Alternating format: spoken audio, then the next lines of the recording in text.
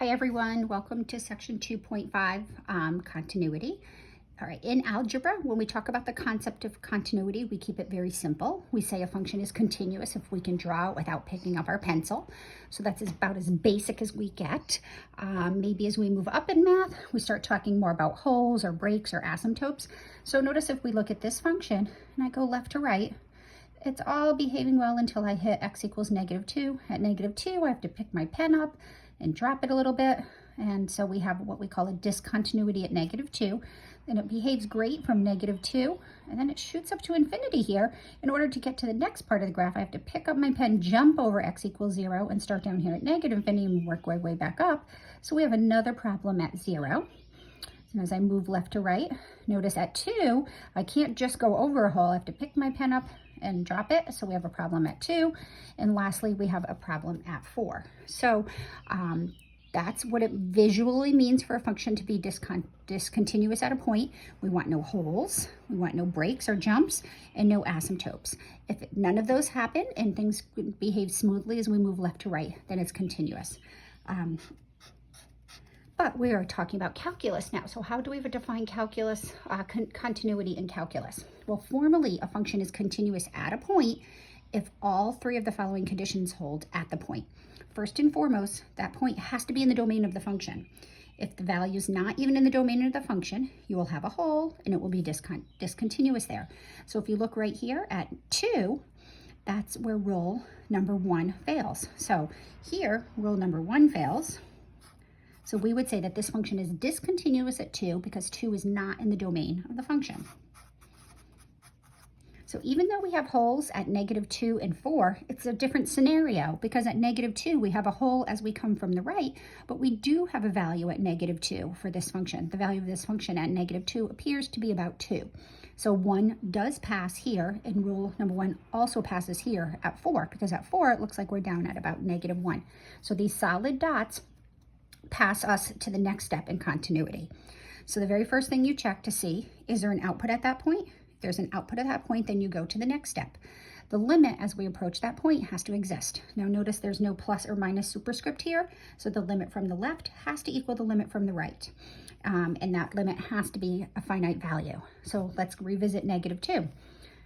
A is in the -2 is in the domain of the function. The output is about 2, but as we approach -2 from the left, my outputs are getting closer and closer to a height of about 2. As we approach -2 from the right, looks like I'm getting closer and closer to about a half or a third. So clearly as I approach from the left and the right, my fingers will never touch, and there's what we call a jump or a break here. So here at -2, this is discontinuous because rule number 2 fails.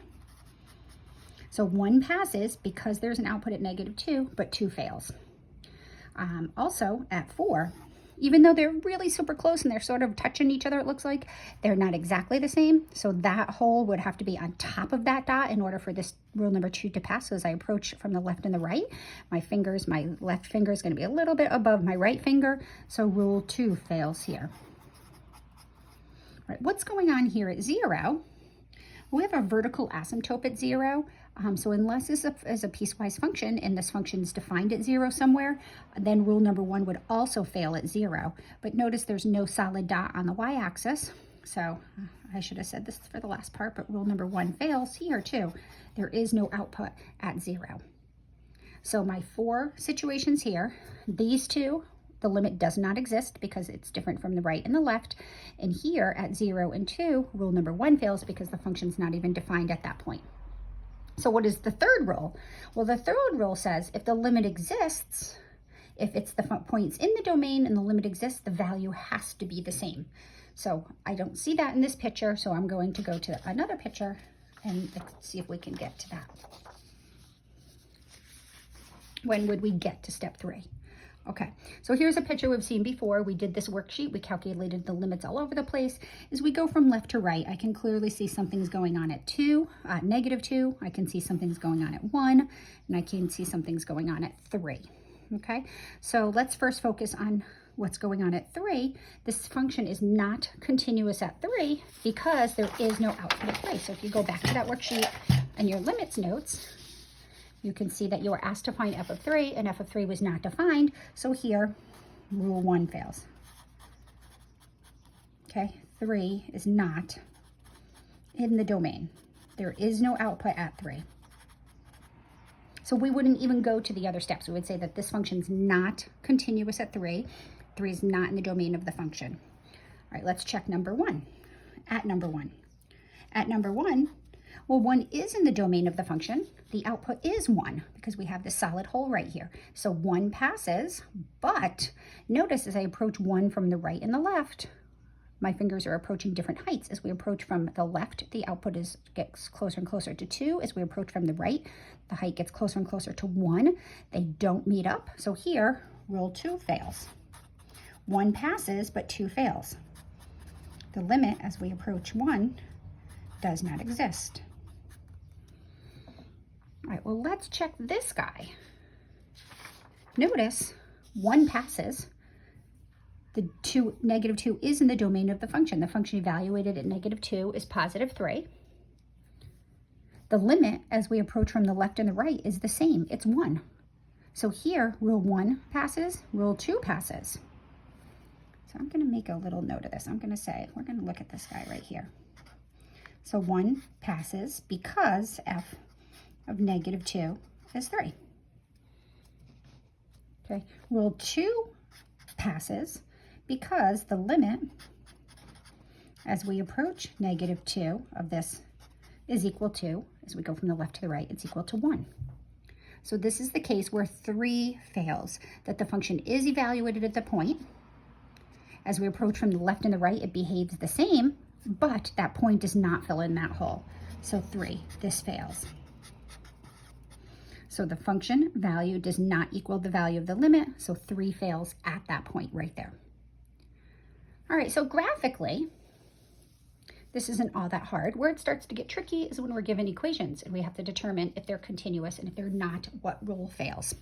So let's revisit f of x equals sine x over x and see, is this continuous at the point 0? If not, which of the 3 rules of continuity are violated? Well, we look carefully at the function and realize that the only place this function is not defined at 0 is at 0. So right away, we don't even have to go farther than rule number 1. 0 is not in the domain of the function, so this function is not continuous at 0. So f of 0 equals the sine of 0 over 0 does not exist. No output. It's not a limit. It's just the function evaluated at the point. And if we look at the graph right here, as we draw the graph, we have a hole at 0, 1, and it goes back. The limit as we approach 0 is 1, but that doesn't matter. There's no output there. So if it doesn't, so rule 1 fails. If it's not even defined, it's discontinuous at this point. So therefore, the sine of x over x is not continuous at x equals 0. All right, so how can we fix that? Well, if this function's not defined at 0, then it's not continuous at that point. So you know what? I'm going to create a function that's very similar to this, but I'm going to define this function at 0. I'm going to look at the piecewise function, sine x over x, for every value not equal to 0. If the function input equals 0, then we're going to assign it the output of 2. So here's the graph of the sine of x over x, everywhere except at 0, and at 0, I assign it the value 2. So here, is it continuous at x equals 0? That's my only point of interest right now. So 1, rule 1 passes. G of 0 has an output. The output at 0 is 2. I forced it to be 2. I put that dot right there. 2, well, 2 also passes because the limit as we approach 0, and this was our very first limit that we did numerically, we saw that as we picked values closer and closer to 0, my outputs got closer and closer to that height of 1. 3 does not pass because this number, the output at the point, doesn't equal the limit as we approach the point. So the limit as x approaches 0 of g of x does not equal g of 0 because 1 does not equal 2. So rule 3 fails. Rule number 3 fails. G of x is not continuous at x equals 0. So g of x is not continuous at x equals 0. CNTS, my abbreviation for continuous, because I was running out of room.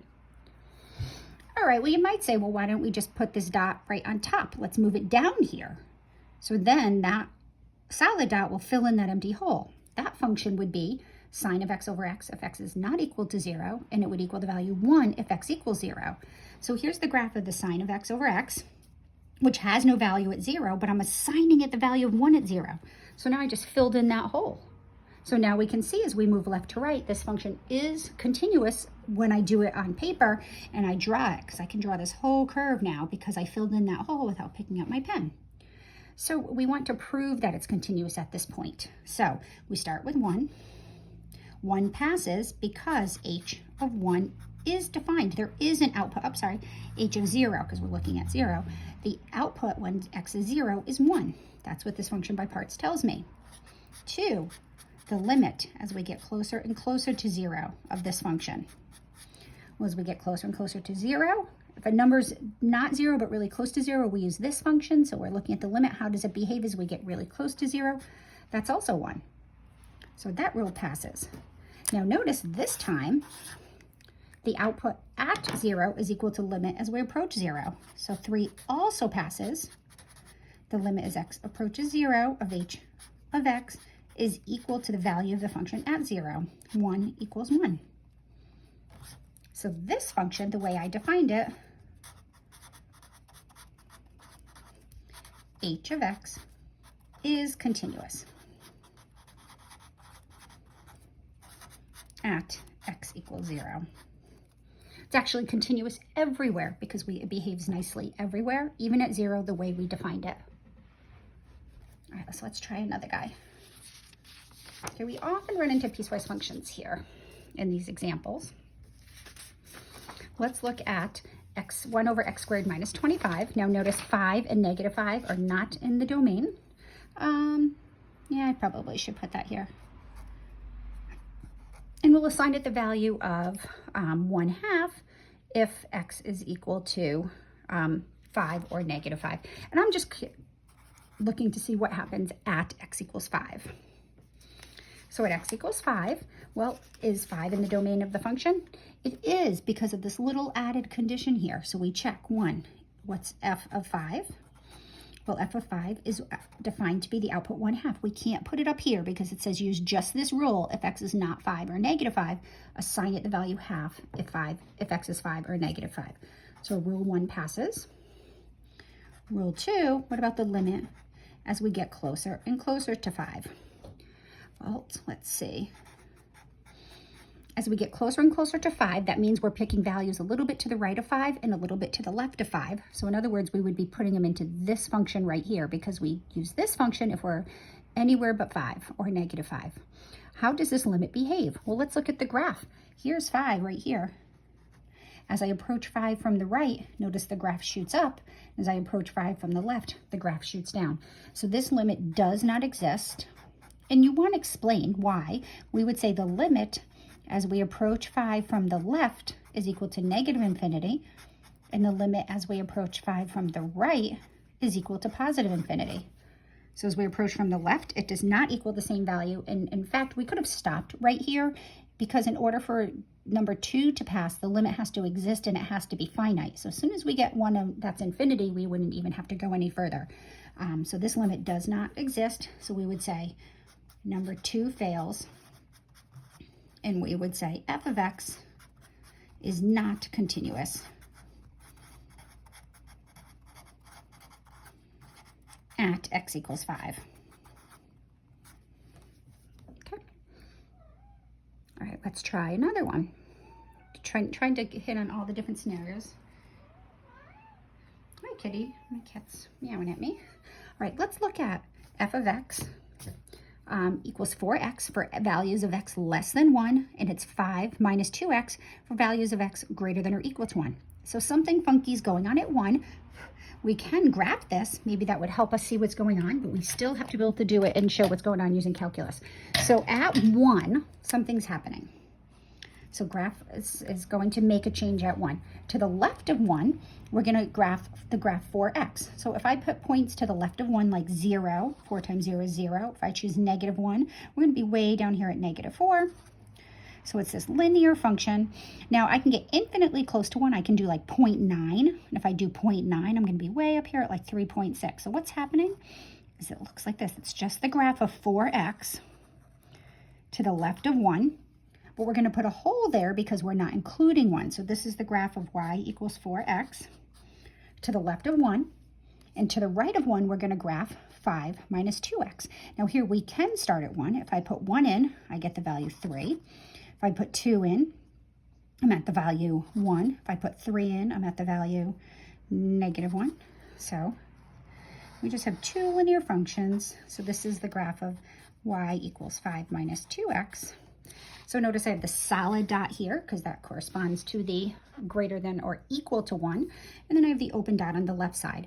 Now I can see right here that these two ends of these, where the graph changes formulas, they don't connect. So we definitely have discontinuity there. But we have to show using calculus why this is discontinuous. So does rule 1 hold? Rule 1 does hold because the function is evaluated at 1 and the output at 1 would be 3. So we would use this rule if it was a number less than 1. If my input was greater than or equal to 1, we're going to use this rule. 2 is the rule that fails.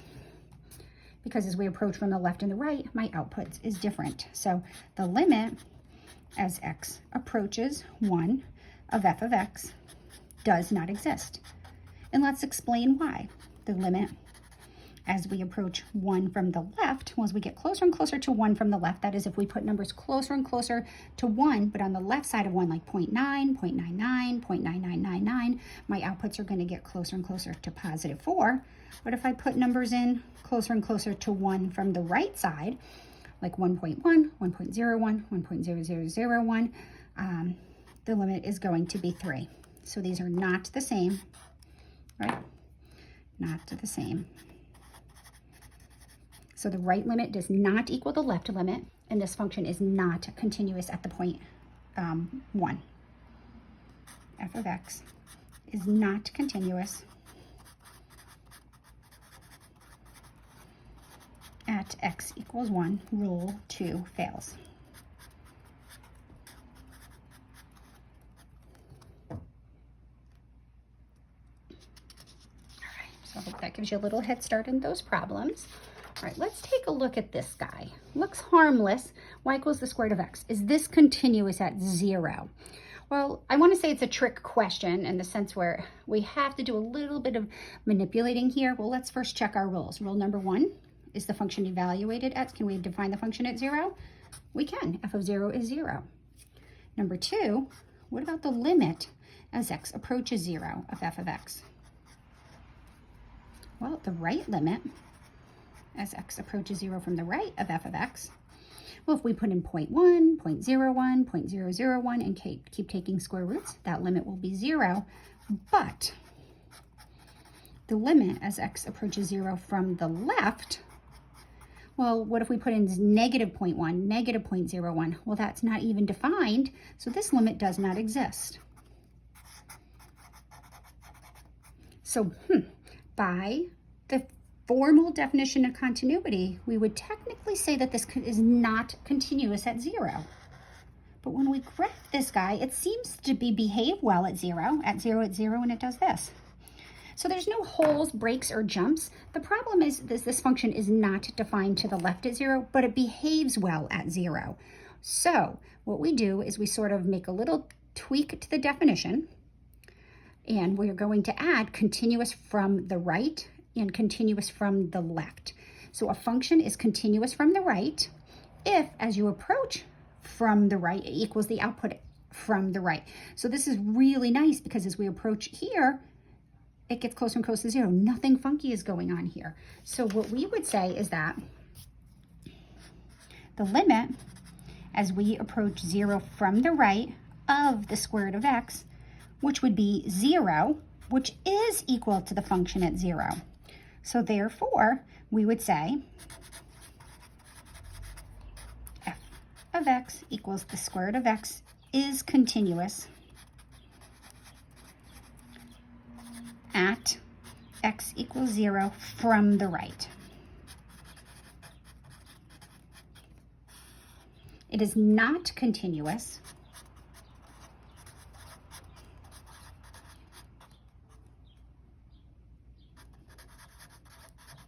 from the left at x equals 0, since it's not defined for any values to the left of 0.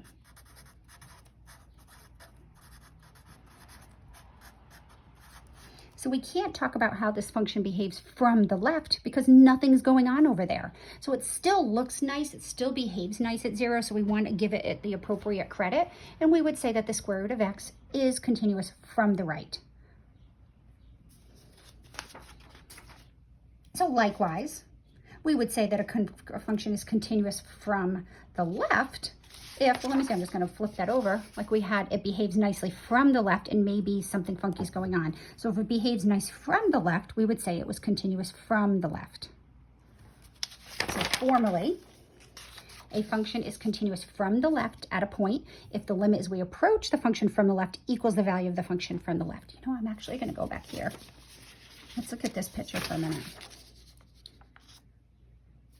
So right here, this function is discontinuous. Because of this solid dot right here, we would say that it's continuous from the right. Because it behaves nicely as we approach from the right, but as we approach from the left, it doesn't behave nicely. So at this point, we would say it's continuous from the right, where this guy right here, we would say continuous from the left.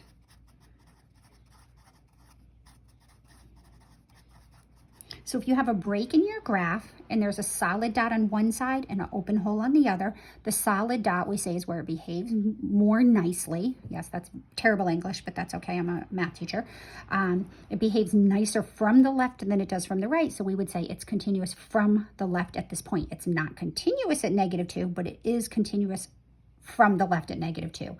Likewise, it's not continuous at 4, but it is continuous from the right at 4 because of that solid dot. All right, that being said, f of x equals the square root of x. Oh, wait, hold on, let me finish up. So we say a function is continuous on an interval if it's continuous at every point in the interval. If the function's defined on a non-infinite interval, then we have to check the endpoints of the interval. If it behaves nicely on one side of the endpoint of the interval, we understand it's continuous at that endpoint if it's continuous from the right or the left at that endpoint, blah, blah, blah, blah. So that was a mouthful. It's really not as difficult. So here, this function is defined for x greater than or equal to 0. It behaves nicely for all values of x greater than or equal to 0. So we would say the square root function is continuous on the interval 0 to infinity. Has to be the square bracket because it's continuous from the right at 0. Nothing to the left of 0 can be included. If we look at this guy, the square root of x squared minus 9, well, that's a little tricky. We could throw this one in our grapher. This is just the graph of a semicircle of radius 3. So this looks like this. The semicircle of radius 3 right here. So it behaves nicely at 3. It behaves nicely at -3. But there's nothing going on over here. There's nothing going on over here. This function is not defined for values. Oh, wait, hold on. I think I typed that wrong. Maybe. Let's see. Did I make a mistake? I think I switched that. Let's clear this. Let's do graph of the square root of x squared. I switched those two, but that's okay. I'll figure it out. Let's see what I showed you. Let me show you what I got here. Nope. Zoom 6. I make mistakes. I'm allowed to. Right there. All right. So actually, I meant to do the semicircle, but I switched my variables. Notice this is going to the right of 3 and to the left of 3. So that's my mistake. This would be the graph of y equals the square root of 9 minus x squared. Right? So what the graph of this guy looks like at 3 and -3, it does something crazy like this. And it behaves nicely to the right and the left at -3. And we can put 3 and -3 in here. It's not defined in here. So we would say that f of x, this f of x, is continuous to the left of -3. So to the left of negative 3 would be negative infinity to negative 3. And it's continuous from the left at negative 3. And it's continuous on positive 3 to infinity. It's continuous from the right. All right, so our next theorem is going to be really super helpful. And you can assume this is true from this point forward.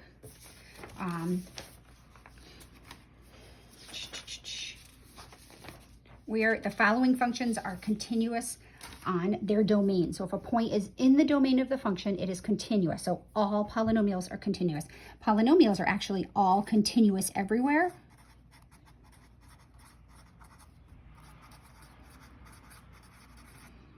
Everywhere means from negative infinity to infinity. So anytime we see a polynomial, we can assume it's continuous everywhere. So y equals x squared minus 2x, any degree polynomial, or y equals, now remember, polynomials have to have integer, positive integer powers, 7x to the 10th minus 4x cubed plus 8x minus 6. So those are examples of polynomials. Polynomials are continuous everywhere. Rational functions, we have to be a little more careful. Rational functions are continuous on their domain. So if the point's in the domain, then it's continuous there. So let's suppose I have y equals 7 over 4 minus x, right? Note, x equals 4 is not in the domain. But it's continuous everywhere else. So how do we say everywhere but 4? So therefore, continuous everywhere but 4. And how do I write that? Well, everywhere but 4 would be all the numbers to the left of 4. So we use a round bracket, and all the numbers to the right of 4 are positive 4 to infinity with a round bracket, and we use the union symbol. Radical functions are continuous on their domain. So y equals square root of x minus 10. Well, in order to be in the domain, x minus 10 has to be non-negative. So x has to be greater than or equal to 10 is the domain. So therefore, all values greater than or equal to 10. So therefore, this is continuous on all numbers greater than or equal to 10. 10 is part of the domain. So it would be continuous to the right of 10, including 10. Trigonometric functions are continuous on their domain. So y equals the sine of x and y equals the cosine of x are continuous. CNTS, my abbreviation for continuous, everywhere. We have to be careful with our reciprocal trig functions. We also have to be careful with the tangent function, right? X cannot be an odd multiple of pi over 2, right? So it can't be 2n plus 1 over 2 pi. So it's continuous everywhere except for odd multiples of pi over 2. So continuous on, and this gets a little tricky, and you're just going to have to check the notation in your book. So it's continuous on, I'm going to say negative pi over 2 to pi over 2, and then it's continuous from pi over 2 to 3 pi over 2, and we're going to continue to the right that way, and then we can also continue to the left this way. Negative 3 pi over 2, negative pi over 2, all right, and it goes on forever to the left and the right. Inverse trig functions are continuous on their domain. So y equals the inverse sine of x, right? Continuous on negative 1 to 1 because the domain of the inverse sine is negative 1 to 1. Exponential functions, basic exponential functions, are continuous everywhere.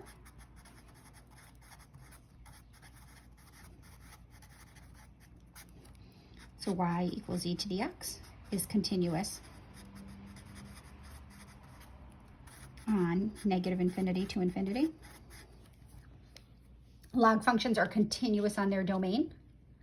So you have to be careful with log functions. So let's suppose we have y equals the natural log of 8 minus x. So what's important that you remember is what's inside of a log has to be positive cannot include 0. So if I solve this for x, I get x is less than 8. So this is continuous on its domain, which is negative infinity to 8. All right, one last little tidbit of information. This is a good time to introduce what we call the intermediate value theorem. Intermediate value theorem plays an important role in root finding. It also plays an important role in proving lots of stuff in higher level math. I never really appreciated the importance of the intermediate value theorem until I was in my upper level math classes, but this is a good place to introduce it because the purpose of continuity is super important in the intermediate value theorem. The intermediate value theorem is very logical. It says suppose we have a function that's continuous on the closed interval. So you can draw it however you want. And f of a does not equal f of b. So it could, but in general it doesn't. So let's see. Here's the output at a. Here's the output at b. Oops, I went too high, but that's okay. And it's continuous. So that means that I have to go from that dot to that dot without picking up my pen. So I can draw any function I want. So here's my f, and you can draw any function that connects those two dots. I don't care if you draw a straight line, you just can't draw a vertical line. I don't care if you did 100 hills. So here's my function f of x. Now what the intermediate value theorem says, if you have a function that's continuous on a closed interval, then you can pick any number between f of a and f of b. This is why we say f of a can't be f of b, because then there would be nothing between f of a and f of b, but in theory it still holds. It says you can pick any number between f of a and f of b. So I'm going to pick this as my number. And the intermediate value theorem guarantees that there is a number between a and b whose output is that number n. So here we would sort of go in reverse. So here would be my point. So there is a value we can see from this picture. This would be my value c that gets mapped to n. So as long as there's no holes, breaks, or jumps, and it's continuous, you can pick any number between the output at the endpoints, and anything in between has something mapped to it. So I did mention that this is super helpful in root finding problems, and that's going to be the purpose of the intermediate value theorem for the sake of this class. So how would we do this? Well, I said, the question says, use the intermediate value theorem to show that the function y equals x cubed minus x minus 2 has a root in 1, 2. I'm going to make a table of values. And if I put in the endpoint 1, 1 minus 1 minus 2, I get 1, I'm at negative 2 right here. 1, oh yeah, 1, negative 2. Gosh, I was looking at that point. Here's 1, negative 2, right? And then if I put the other endpoint in 2, I get 2 times 2, it's 8, minus 2, 6 minus 2, which is 4. So at 2, I'm way up here at 4. So the left endpoint has a negative output. The right endpoint has a positive output. Right? So what I'm showing is a root. A root means that it equals 0 somewhere between 1 and 2. Well, because the output is negative at the left endpoint and positive at the right endpoint, this has to cross somewhere between 1 and 2. Because now since y equals x cubed minus x minus 2 is continuous. Why is it continuous? Because it's a polynomial, and we just saw that theorem that all polynomials are continuous. Right? It has no holes, breaks, and jumps.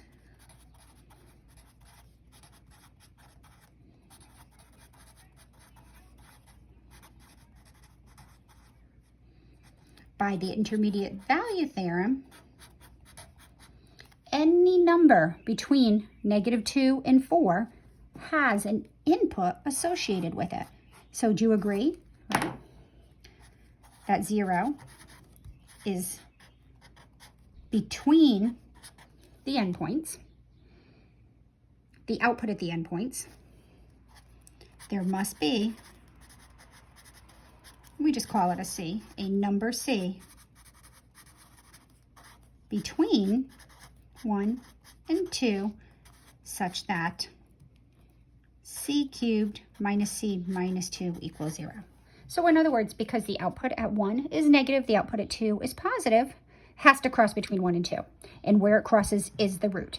Now notice it's not asking for the root. It's just saying show that it crosses somewhere between 1 and 2. So here's 1. I just blew it up, and it looks like it's happening at 1.5. I don't think it's exactly 1.5. 1.5 cubed minus 1.5 minus 2 is negative 0.125. So at 1 point, if I put in 1.5, I get negative 0.125. So notice at 1.5, the output is negative, and at 2, it's still positive. So actually, by the intermediate value theorem, we can conclude that there is a root between 1.5 and 2. So back in the old days, before we had calculators that found the roots for us, this is how we would have to handle the problems. We would actually have to keep zooming in on that. Maybe we could try seeing what's happening at 1.5.